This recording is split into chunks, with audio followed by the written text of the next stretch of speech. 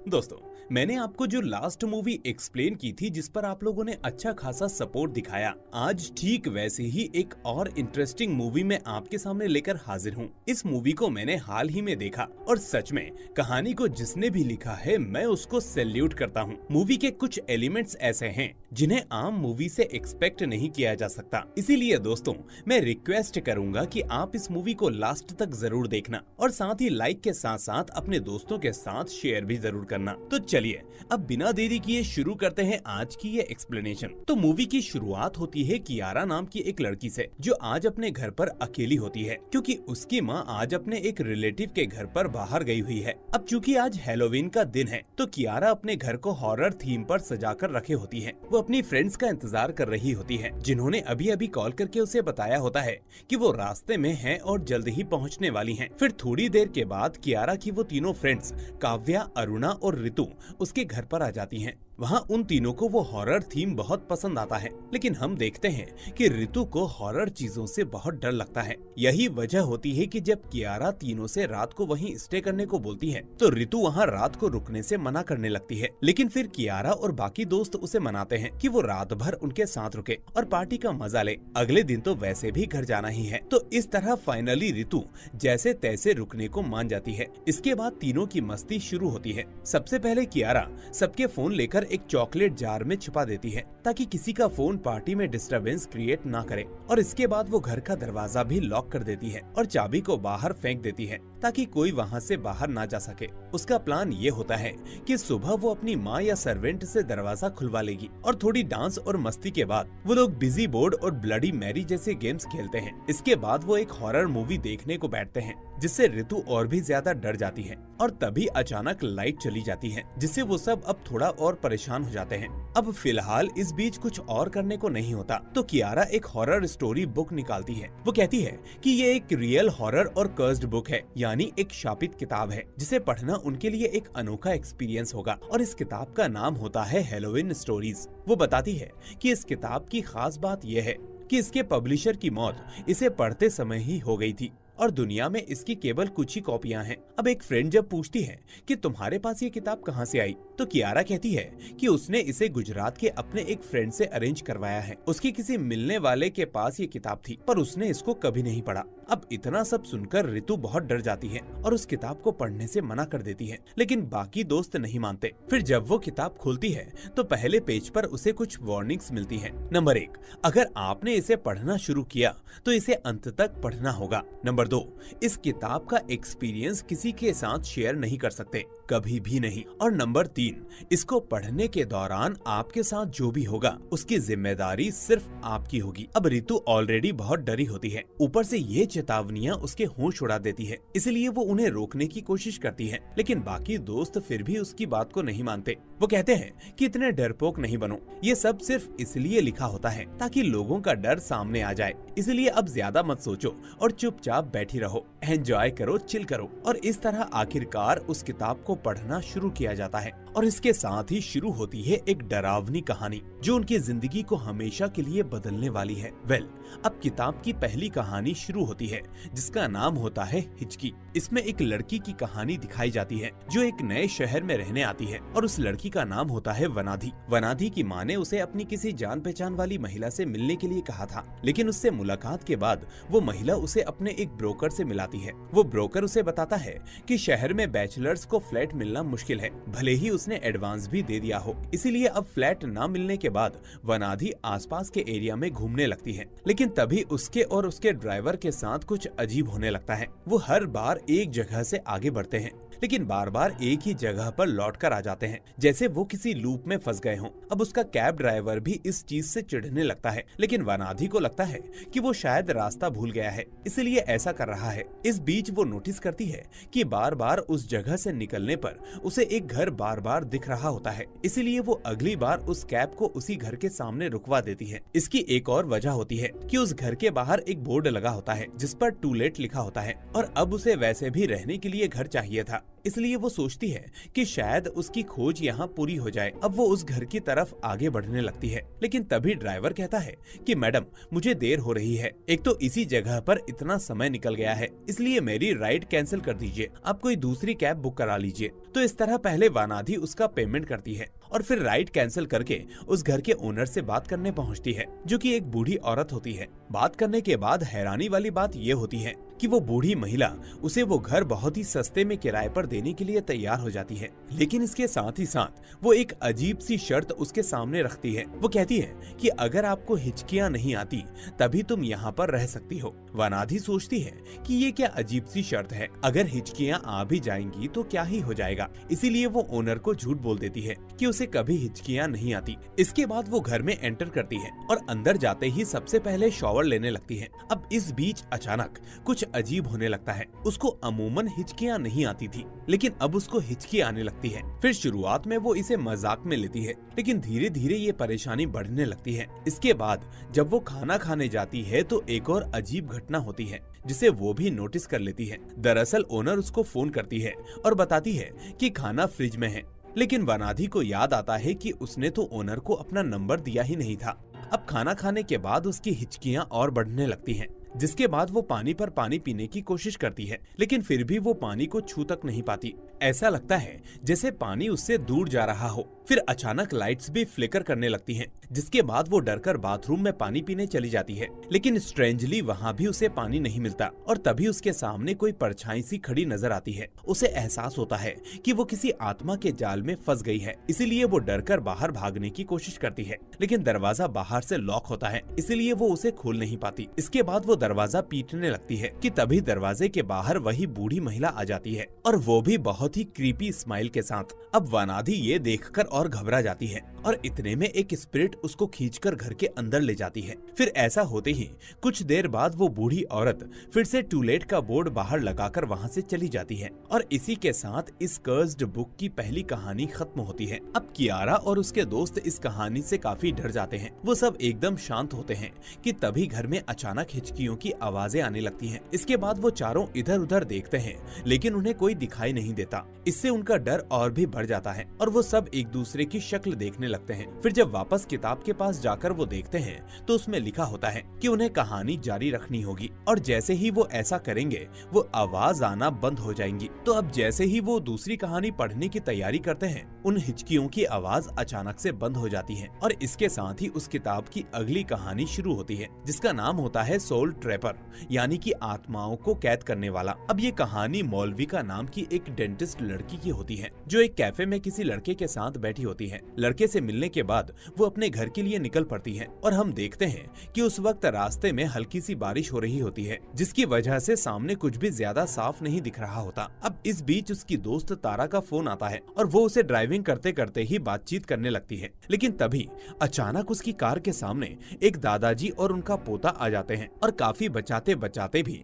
आखिरकार वो उनको गलती से हिट कर देती है। ऐसा होने के बाद अब मौलविका घबरा जाती है और वहाँ एक पल भी बिना रुके वहाँ से निकल जाती है। अब इसके बाद वो घर पहुँचती है और उस एक्सीडेंट की वजह से बहुत परेशान होती है। उसका दिमाग घूम रहा होता है, इसीलिए वो सीधा वॉशरूम में चली जाती है, लेकिन वहाँ अब उसे वॉशरूम के मिरर में वही दादाजी और पोता दिखने लगते हैं, जिसके बाद वो डरकर बाहर आ जाती है। शुरू में उसे लगता है कि ये सब उसका भयम है, लेकिन जल्दी ही वो समझ जाती है कि उनकी स्पिरिट ने बदला लेने के लिए उसके घर में प्रवेश कर लिया है।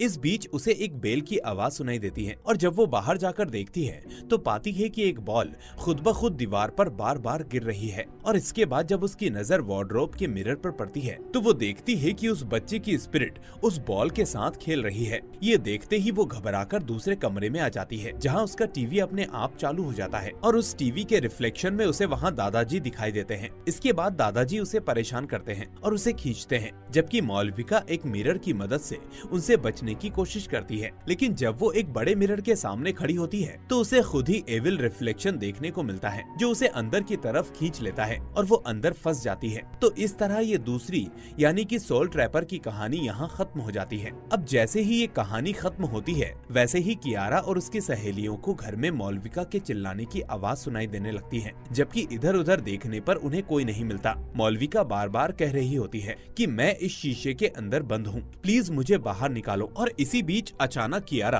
खुद टीवी के अंदर फंस जाती है और ये सब देखकर एक सहेली डर के मारे बेहोश हो जाती है, जबकि बाकी की 2 सहेलियां कियारा को बाहर निकालने की कोशिश करने लगती हैं, लेकिन वो समझ नहीं पाती कि वो आखिर बाहर निकलेगी कैसे। पर तभी कियारा उनसे कहती है कि पिछली कहानी के बाद जब हिचकियों की आवाज आ रही थी तो अगली कहानी शुरू करते ही सब ठीक हो गया था, इसीलिए वो फौरन उनको सलाह देती है कि शायद किताब में कोई हल हो, जल्दी जाकर देखो। और इस तरह बाकी दोनों सहेलियां जाकर किताब पढ़ने लगती हैं। अब किताब में वही लिखा होता है कि अगर वो किताब पढ़ते रहें तो कियारा टीवी से बाहर आ जाएगी। वो इसी के अकॉर्डिंग तीसरी कहानी को पढ़ना शुरू करते हैं, जिसका नाम होता है अनइनवाइटेड गेस्ट। दोस्तों, अगर आप अभी तक इस मूवी से जुड़े हुए हैं तो मेरी आपसे रिक्वेस्ट है कि आप मुझे सपोर्ट करने के लिए सिर्फ इस मूवी को लाइक करके चैनल को सब्सक्राइब कर लीजिए। And now coming back to the third story. अब ये कहानी जानू नाम की एक लड़की की है जो अपनी दोस्त के साथ एक फ्लैट में रहती है। अब आज उसकी दोस्त किसी काम से घर से बाहर जा रही होती है तो वो जानू से फ्लैट का दरवाजा बंद करने को कहती है,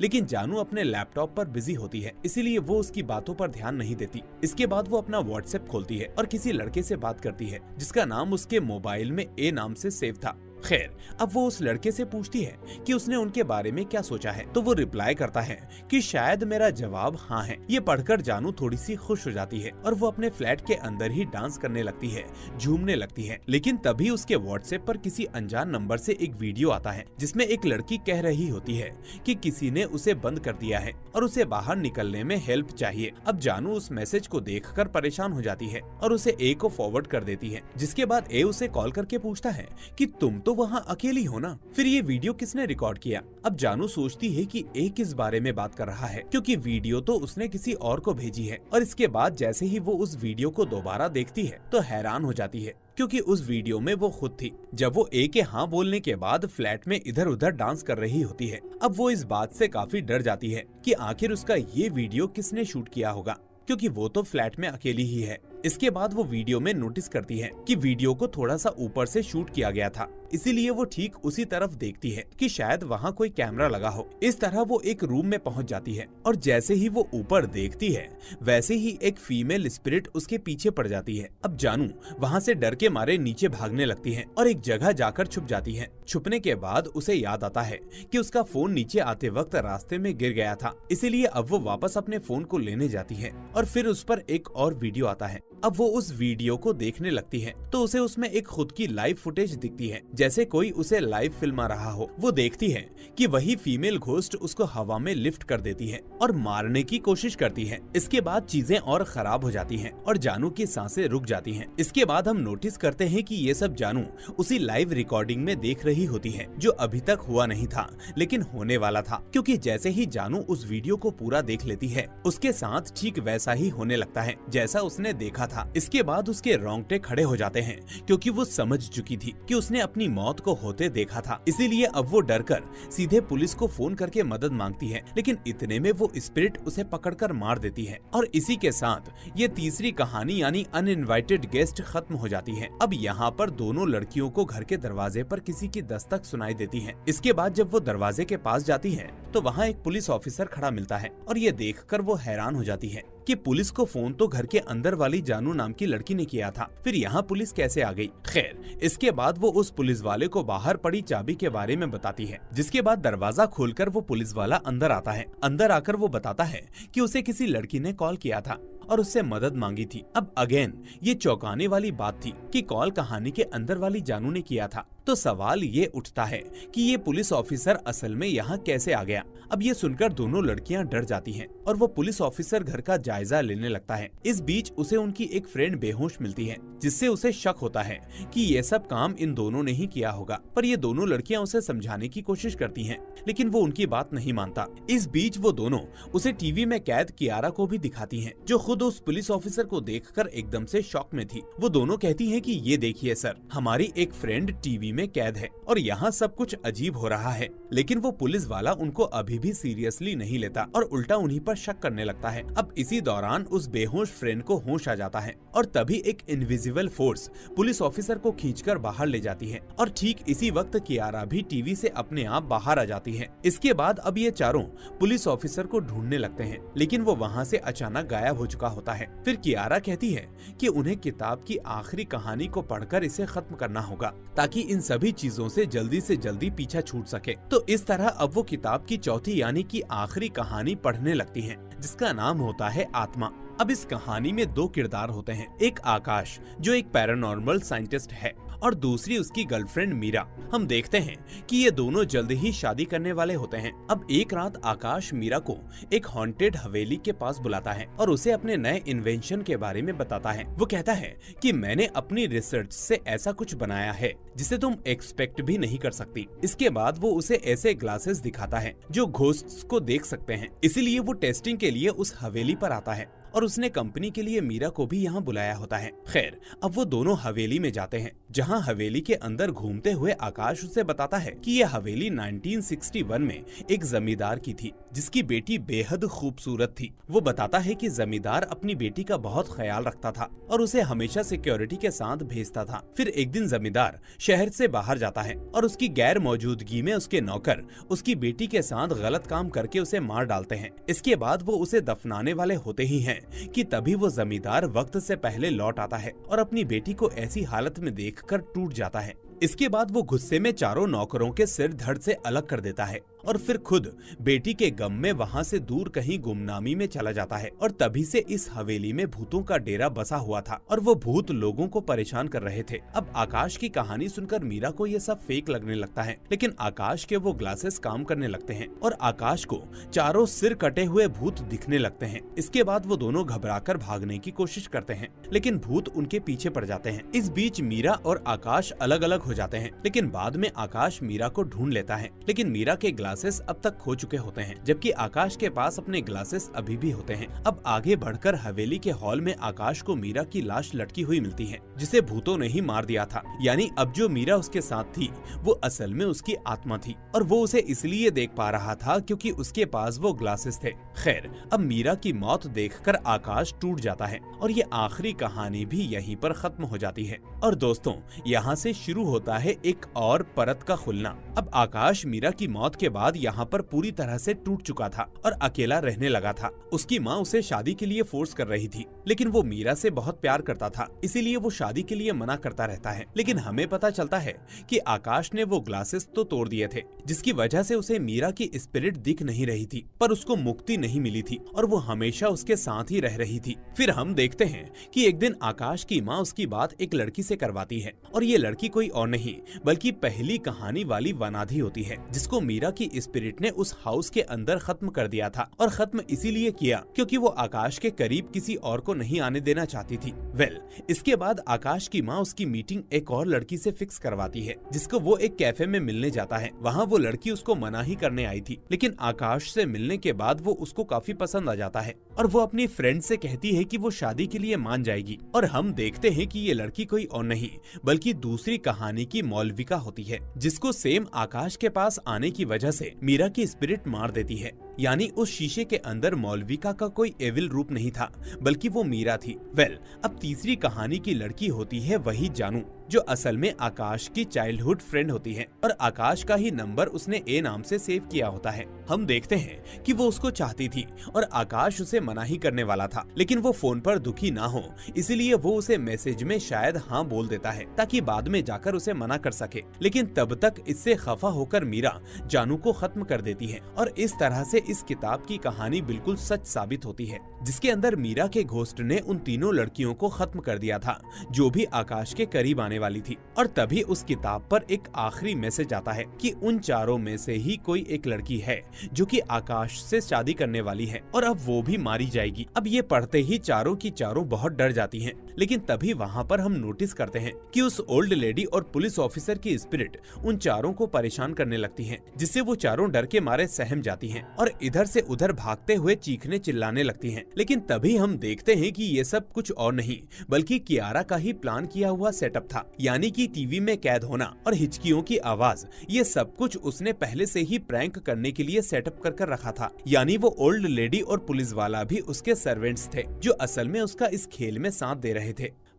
अब उसके इस प्रैंक से बाकी तीनों बहुत डर जाती हैं और फाइनली ये चारों अब सोने के लिए चली जाती हैं। इसके बाद अगली सुबह डोरबेल की आवाज से कियारा की आंखें खुलती हैं, जिसके बाद वो डोर ओपन करती है और उसे अपना सर्वेंट वहाँ पर दिखता है। अब वो उससे पूछती है कि तुमने रात में घर साफ क्यों नहीं किया? तो वो सर्वेंट कहता है कि मैडम, मैं तो रात में यहाँ पर आया ही नहीं, आपने ही तो मुझे कॉल करके कहा था कि मैं रात को घर ना जाऊँ। अब ये सब सुनते ही कियारा बिल्कुल शॉक्ड रह जाती है और समझ जाती है कि कहानी अभी भी खत्म नहीं हुई है। इसके बाद वो चॉकलेट वाले जार के अंदर अपना फोन देखती है तो नोटिस करती है कि उस जार के अंदर सिर्फ उसका ही फोन था और उसकी तीनों दोस्त का फोन वहाँ नहीं था। इसके बाद वो अपनी एक म्यूचुअल फ्रेंड के 88 मिस्ड कॉल्स को देखती है और फौरन उसको कॉल करती है। कॉल करते ही उसकी वो फ्रेंड घबराते हुए उसको टीवी पर लोकल न्यूज देखने को बोलती है। ये सुनते ही कियारा अपनी टीवी ऑन करती है, जिसके बाद न्यूज के अंदर जो दिखाया जा रहा था वो देखकर उसके पैरों के नीचे से जमीन खिसक जाती है,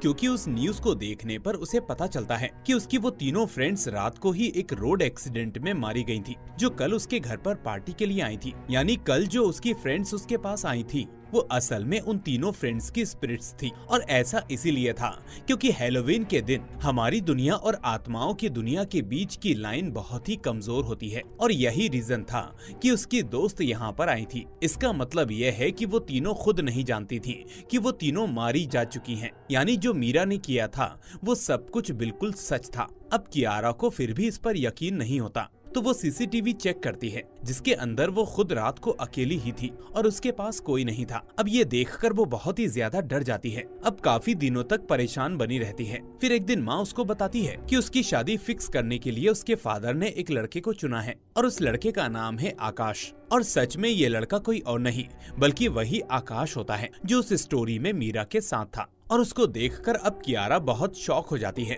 और डर भी जाती है, क्योंकि अगर ये रियल आकाश है तो मीरा का भूत भी रियल ही होगा और अगर वो किताब भी रियल थी तो इसका मतलब वो कहानी भी बिल्कुल सच है। यानी मीरा का अगला शिकार अब कियारा होने वाली है और इसी के साथ में ये मूवी यहीं पर खत्म हो जाती है। तो दोस्तों, ये थी इस फिल्म की कहानी। मैं उम्मीद करता हूँ कि आपको ये मूवी पसंद आई होगी, क्योंकि पर्सनली मुझे तो ये मूवी काफी इंटरेस्टिंग लगी, क्योंकि कहानी में काफी अच्छा कनेक्शन है। यहाँ पर अब बात करते हैं कुछ थोड़ी बहुत थ्योरीज के बारे में। तो असल में कुछ ऐसा हुआ होगा कि उस हॉरर किताब की कहानी असली थी, यानी मीरा की सच्ची घटना थी, जिसको कियारा ने झूठा समझा होगा और उसे पढ़ने के बाद हॉन्टेड इवेंट्स शुरू हो गए और उसकी फ्रेंड्स भी घोस्ट बन गई थी, लेकिन वो लोग उसको नुकसान नहीं पहुंचा सकती थी। लेकिन वो खुद नहीं जानती थी कि यहाँ पर उनके साथ क्या हुआ है। दूसरी थ्योरी ये है कि ये किताब खुद कियारा ने ही खरीदी होगी या उसके कजिन ने उसे दी होगी। तो इसमें नॉर्मल हॉरर स्टोरीज थी, लेकिन जब उसने अपनी घोस्ट फ्रेंड्स के साथ में हॉरर गेम्स खेलना शुरू किया और खासकर वो विजा बोर्ड वाला, तो वहाँ पर मीरा का घोस्ट आ गया होगा और फिर मीरा का घोस्ट पहले से ही कियारा पर नजर रख रहा होगा, क्योंकि शायद मीरा की स्पिरिट ये जानती होगी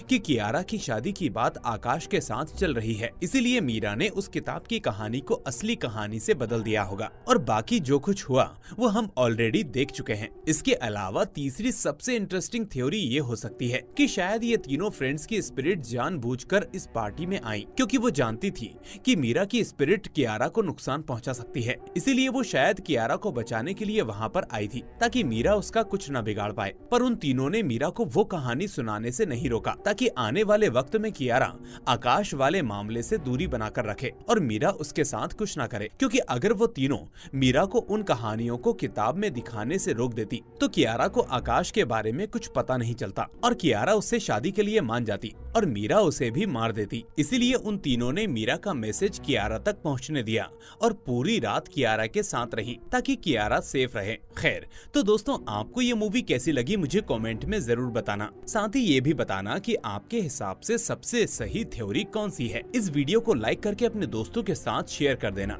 और अगर नए हैं तो चैनल को सब्सक्राइब करके नोटिफिकेशन बेल को भी दबा देना। अब मैं मिलूंगा आपसे अगली ऐसी ही वीडियो के साथ। Till then, take care and thanks for watching.